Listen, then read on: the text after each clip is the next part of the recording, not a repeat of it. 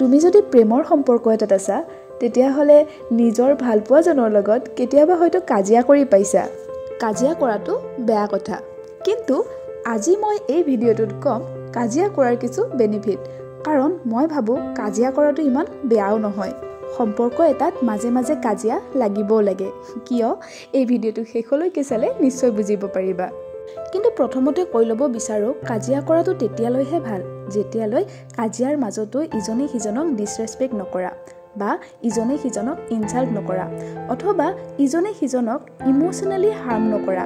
কাজিয়াৰ মাজত কিবা কিবি কথাটো কোৱাই যাব, কিন্তু তাৰ মাজত এনেকুৱা কথা কৈ নিদিবা যিটো কথাৰ বাবে তোমাৰ ৰিলেশ্যনশ্বিপটো সদায় কাৰণে চাফাৰ কৰিব লগা হয়। কাজিয়াৰ মাজতো যদি এইখিনি কথা মানি চলা তেতিয়াহ'লে শুনিবা এটা ৰিলেশ্যনশ্বিপত কাজিয়া কৰাৰ কিমান বেনিফিট আছে। প্ৰথম কথাটো হ'ল এটা ৰিলেশ্যনশ্বিপত কাজিয়াই নতুনকৈ আকৌ ভালপোৱা জগায়।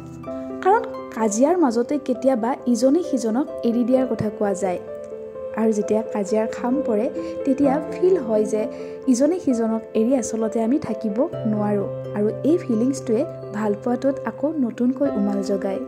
আৰু এই ইজনে সিজনক এৰিব নোৱাৰা ফিলিংছটো যেতিয়া জাগি উঠে তেতিয়াহ'লে ৰিলেশ্যনশ্বিপটোৰ বণ্ড আৰু ষ্ট্ৰং হয়, কনফিডেণ্ট আৰু বাঢ়ি আহে। মাজে মাজে কাজিয়া হ'লে ইজনে সিজনৰ প্ৰতি থকা অভিযোগবোৰ অভিমানবোৰ কাজিয়াৰ মাজতে কৈ দিয়া যায়, আৰু তেতিয়া ৰিলেশ্যনশ্বিপ এটাত হ'ব পৰা ডাঙৰ কাজিয়াৰ পৰা হাত সাৰিব পাৰি, যিয়ে ৰিলেশ্যনশ্বিপটোক ডেমেজ কৰিব পাৰে।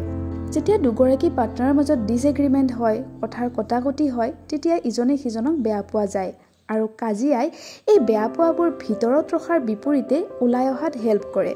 আৰু এবাৰ বেয়া পোৱাখিনি প্ৰকাশ পোৱাৰ পিছত ভুল বুজাবুজিবোৰ আঁতৰে আৰু কমিউনিকেশ্যন আৰু ষ্ট্ৰং হয়। ইয়াৰ লগতে কাজিয়াখনৰ পিছত যেতিয়া কোনোবা এজন পাৰ্টনাৰে অলপ সৰু হৈ নিজৰ ভালপোৱাগৰাকীক কেয়াৰ দেখুৱায় বা মৰমেৰে কাজিয়াখন ৰিজল্ভ কৰে, তেতিয়াহ'লে ইজনে সিজনৰ প্ৰতি ইম'চনেল ইণ্টিমেচিটো আৰু বাঢ়ি আহে, ইম'চনেলি আৰু ক্ল'জ হোৱা যায়। আৰু কি জানা, হেল্ডি আৰ্গুমেণ্টে তোমাক শিকায় কিদৰে তুমি এটা প্ৰব্লেম মেচিয়ৰলি ছল্ভ কৰিব পাৰা বা এটা ছিটুৱেশ্যন তুমি মেচিয়ৰলি হেণ্ডেল কৰিব পাৰা।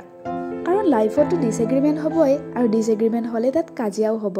কাজিয়া কৰাটো ইমান ডাঙৰ কথা নহয়, কিন্তু কাজিয়াখন তুমি কিদৰে হেণ্ডেল কৰিছা এইটো বহুত ডাঙৰ কথা, আৰু এই সৰু সৰু কাজিয়াবিলাকে তোমাক এই ছিটুৱেশ্যনবোৰে শিকাই থৈ যায়।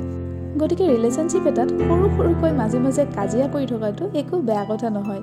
এই ৰিলেশ্যনশ্বিপটো আৰু হেল্ডি কৰাত আৰু গ্ৰ' কৰাত আৰু মৰমবোৰ বঢ়োৱাত সহায় কৰে। কেৱল মনত ৰাখিবা কাজিয়াৰ মাজত যাতে ডিছৰেচপেক্ট নাহে। ভালপোৱা যদি সঁচা হয় কাজিয়া বেয়া নহয়।